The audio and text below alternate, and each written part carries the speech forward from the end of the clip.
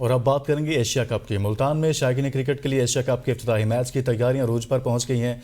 जिले इंतजामिया की जानिब से स्टेडियम और रूट्स पर भरपूर operation clean up. Waste management company ने स्टेडियम समेत शहर भर में खुसूसी सफाई ऑपरेशन शुरू कर दिया है। मुल्तान में एशिया कप के इफ्तिताही मैच में तैयारियां जोरों शोर से जारी हैं। इफ्तिताही मैच की तैयारियों के हवाले से आपको बताएंगे। जिले इंतजामिया की जानिब से स्टेडियम और रूट्स पर ऑपरेशन क्लीन अप का आगाज किया जा चुका है। खुसूसी सफाई ऑपरेशन शुरू कर दिया गया है। मुल्तान में शायकीन क्रिकेट के लिए तमाम इंक्लोजर्स की धुलाई मुकम्मल कर ली गई है, जबकि मुल्तान में एशिया कप के इफ्तिताही मैच की तैयारियां जोरों शोर से जारी हैं। सफाई का भरपूर निजाम।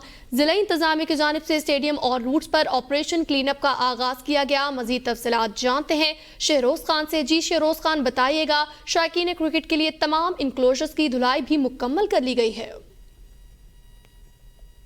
शहरोज, आप हमें सुन पा रहे हैं? इंतजामिया की जानिब से स्टेडियम रूट्स और स्टेडियम में जो है सफाई के ऑपरेशन जो है वो जारी है।